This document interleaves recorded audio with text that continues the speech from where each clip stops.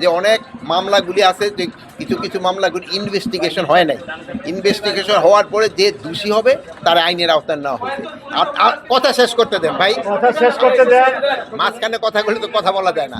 আপনারাই কিন্তু সবসময় বলছেন নির্দোষীরা যেন কোনো অবস্থায় সাজা না পায়, এই জন্য আমাদের ইনভেস্টিগেশনটা করতে দেন।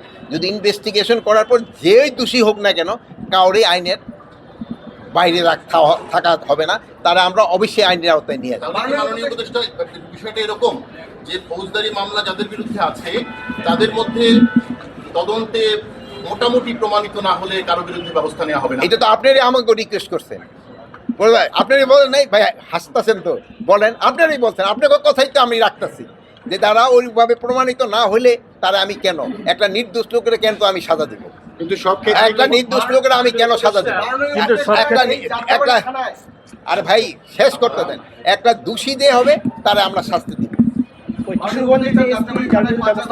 এখন এদের ক্ষেত্রে একটা কিশোরগঞ্জে এদের ক্ষেত্রে ধরেন একটা উপদেষ্টাদের একটা 3 জনের একটা কমিটি হয়েছে, ওনাদের একটা রিকমেন্ডেশন দিছে, ওই রিকমেন্ডেশনটা পাওয়ার পরে ওনাদের যদি দোষী হয় ওনাদের ব্যবস্থা নেওয়া হবে, যদি দোষী না হয় ওনাদের আবার যার যার জায়গায় ফেরত আসবে।